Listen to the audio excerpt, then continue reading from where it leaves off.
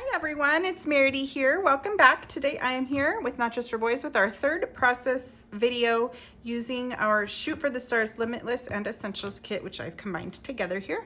And let me show you what I'm working with today. This is my little color swatch. If you're curious on making this, you can refer back to my unboxing video and I make it live on the unboxing video. I am gonna start with 3 pictures here. I've got my journaling already typed up that I'm gonna add at the end, but I don't put my journaling on YouTube for everyone to see. I'm gonna use this to represent my cut apart journaling spots.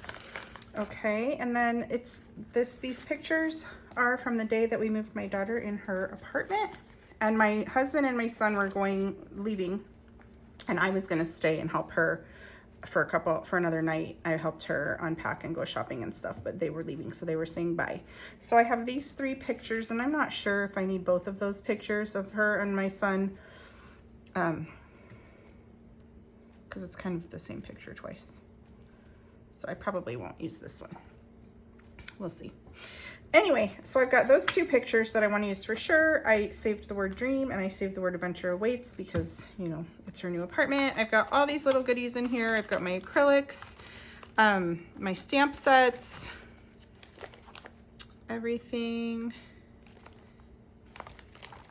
Over here, I've got all of these embellishments from this month's kit that I can use. They're mostly about everyday life type of things, so they will work perfectly with these pictures. I've even got some school stuff because she's starting her sophomore year of college.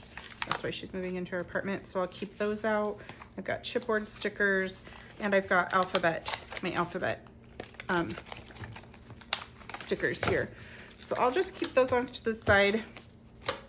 Let's see. I have a lot of papers that I think can go really good with this. I've got this paper from the kit, which is on the back side. It's a little bit brighter. I've got this paper with the suits of cards, but I don't really care for it with this layout, so I'm not going to use that one. And this is a piece of paper from my stash that I used on the first layout I did this month. I'm also not going to use that one. But I do like the rest of these. I kind of like this little muted color palette a little bit more than the bright color palette. I got this school sticker sheet because, like I said, she was going to college. So this is a little muted. It says, "Hey Smarty, keep dreaming." Yeah, I think I can use some of these. I'm just gonna set them off to the side for now, but I really like this muted color palette for the main part of my layout. And when I'm working with so many patterns of paper, let's see, I can flip these over and show you what's on the back too. That's a little bit bright. I might not use that one, but I've got these on the back. And so when I'm working with so many patterns of paper and I want to include all of them, I'm thinking that I might do almost like a grid design with the paper in the background. And let's see, I'm gonna start it on a white sheet of background paper. I think I can put both of my pictures somehow in here together. And then I think I'm gonna make a grid using little squares of these papers. So I'm just gonna start out cutting, that's the thing. I don't know what size squares I want to cut. Do I want them 2 inches or 2.5 inches? Let's see. If they're 2 inches, they're about this big. That looks plenty big. 2.5 also looks good. And I've only got 4 sheets of paper here. I think I'm going to cut them 2.5 inches by 2.5 inches. So that way, I'm deciding how many will fit nicely down the side. If my side is 12 inches long and I've got 2.5 inches, that means I can fit 4 of them nicely with borders. So I think I'll do that. I'm gonna cut them 2.5 inches. I'm gonna cut 2 squares of each paper, 2.5 inches by 2.5 inches. And I'm just gonna do 2 to start out with. And this particular paper right here, I can use both sides of it because I think both sides look really nice. So I'm gonna cut four 2.5 inch by 2.5 inch squares of this particular paper. I like that one and that one. And then I'll use the green side back. And then I think I'll cut my 2.5 inch squares. Sometimes I do not like cutting apart big papers to just get a couple little squares on the very first cut. It stresses me out. Like, I would rather have used this paper on some other layouts first and then come in and cut the little squares out, but it is what it is. I'm working on this layout now. I like these papers with it, so I'm just cutting it down now and hope that I don't regret it later. So let me see if I even need to cut. I do want to use this paper, but I'm seeing how much. Yeah, I'm definitely going to need this paper to fill in those grids. And then I even think that I have some scraps in my little bag here that I can use.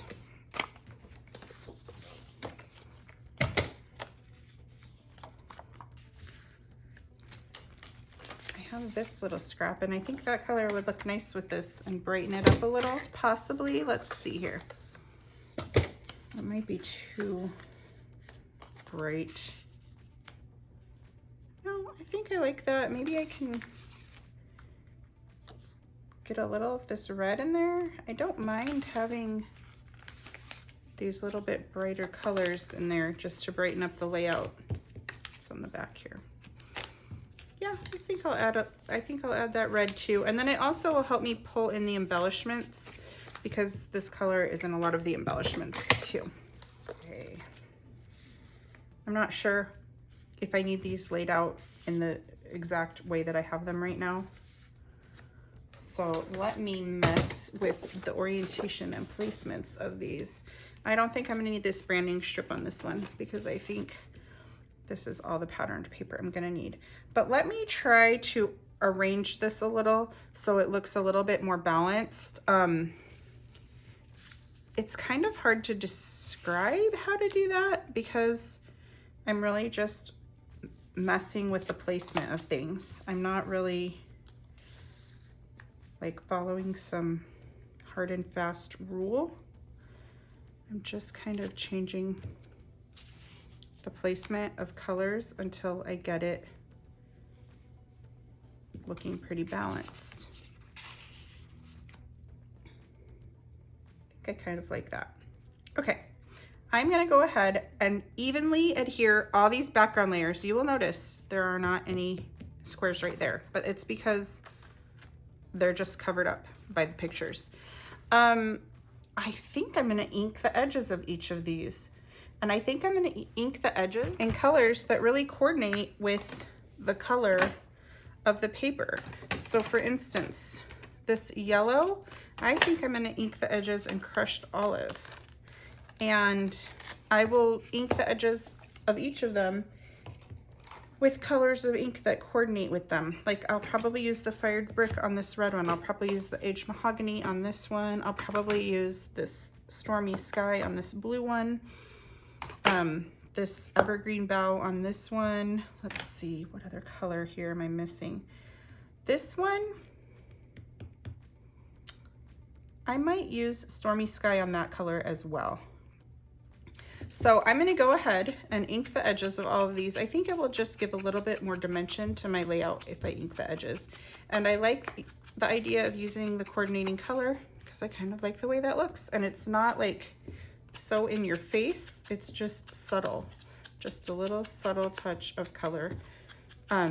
Because if I use the color that is contrasting, it would be like a whole nother piece. And this is already a really busy layout with lots of patterns. So I'm afraid if I used a color that is contrasting, that it would just be like another, almost like another thing to look at. I don't know. just another thing that's busy on the layout. So that's why I'm going to use the coordinating colors, or what I think are coordinating colors. And I will be right back when I get all of the edges of all of these inked. Okay, I got a few embellishments ready over here, a few stickers that I saw that I wanted, and I cut one of these chipboard stickers off. First, I'm going to go ahead and mat my 2 photos on,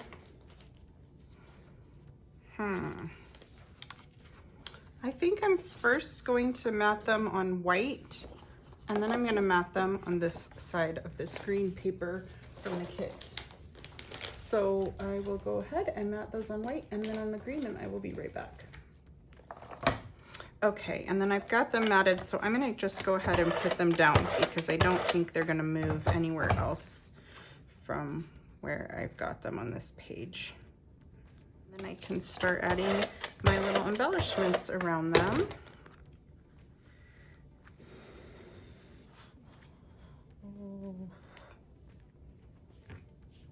Let's see here. I liked this, the next chapter. I'm wondering if I should maybe put some embellishments in some of these squares on the page. And then just like a little title blurb right there. I guess I'm just gonna go for it. That one will go up there. I think I'll put this one with dream. Love this so much. I can put on one. And I'm gonna trim the ends so it looks like it's just I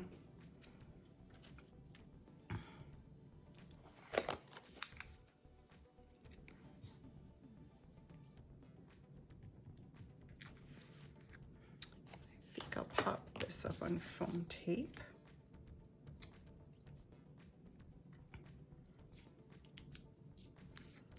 I'm having a hard time because I really want to make my embellishments go in 3 clusters, not just like what I started randomly doing. So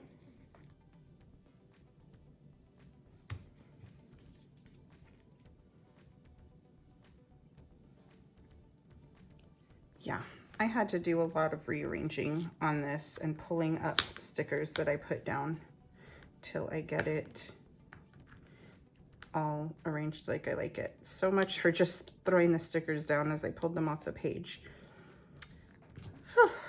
Phew. Okay, I think I can kind of commit to some of these.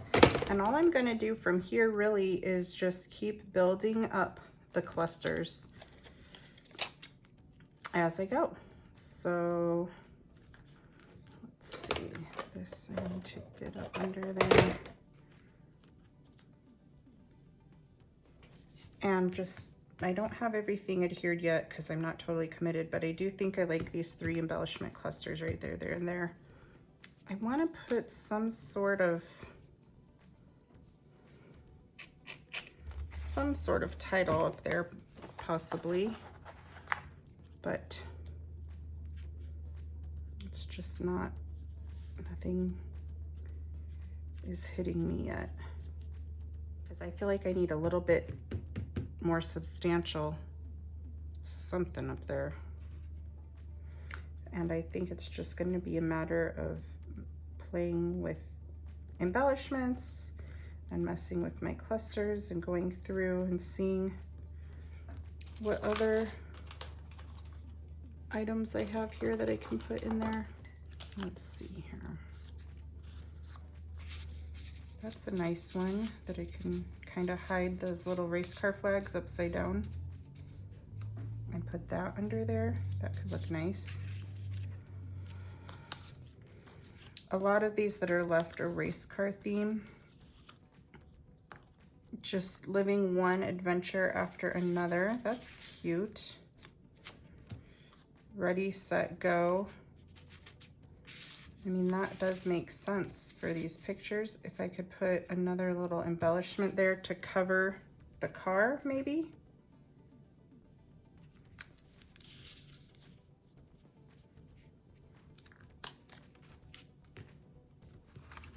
Aha, this is a great one to cover up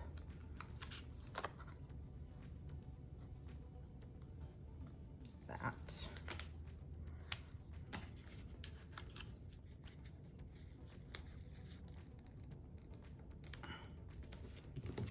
Oh, that looks good like that. Good. So I think this one is getting nice.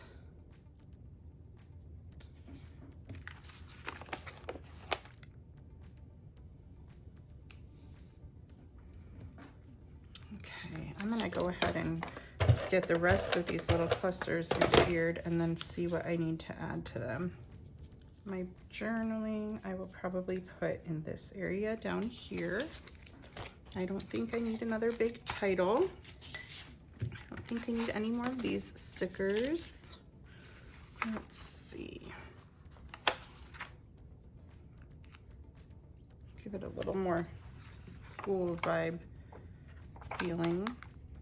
I think a geotag will go nicely because it's her apartment. I'll just put it right there. Okay, guys, I think this layout is about to be wrapped up. Let me see. I kind of wish I had done a little stitching in these lines right here. So I should have probably done this before I adhered everything down, but I think I'm gonna get my Fired Brick ink and my Scribbles and Stitches stamp set. I'm gonna do this off camera because I feel like it might make slightly a mess, and I'm gonna have to really be careful doing this, but I think I'm going to put some stitches down the middle of each of these gutters. I'm gonna use the one that's just one solid stitched line, not the one that goes back and forth. And I'm going to try to attempt to mask off pieces so I get this only exactly where I want it in the gutters. So I wish I would have thought of that before I adhered everything on my layout, but I did not. So I'm gonna just do the best I can to get these on there with everything down. So I will be right back when I get all these stitches stamped in the gutters. I think it needed that extra little bit of detail. So now I will say that this layout is complete. I'll put my journaling strips probably in this area. If you were inspired by today's layout, whether it was to recreate this layout exactly how I did using your Shoot for the Stars kit, or maybe you were just inspired to pull out your Shoot for the Stars kit and use it, or maybe you were inspired to pull out your stash and recreate this layout using something that you had in your stash, we would love to see it on our Not Just for Boys Kit Club community Facebook group. And I will link all the pertinent links in the description of this video. If you enjoyed my process video, you might want to subscribe to our YouTube channel here at Not Just for Boys Kit Club, as I try to make about 8 process videos a month using the current month's kit. If you love our kits, you might want to subscribe to our kit club. You can either shop the website and just pick up a kit. There are plenty of these kits left right now, or you can subscribe and you will automatically get a kit delivered to your door every single month. There are some perks to subscribing to, like it's a discounted kit and you get a little free gift every month and things like that. So I will link the kit subscription information as well in the description of this video. But thank you guys so much for watching today, and I will see you back in a couple days with my next process video. Okay, bye-bye.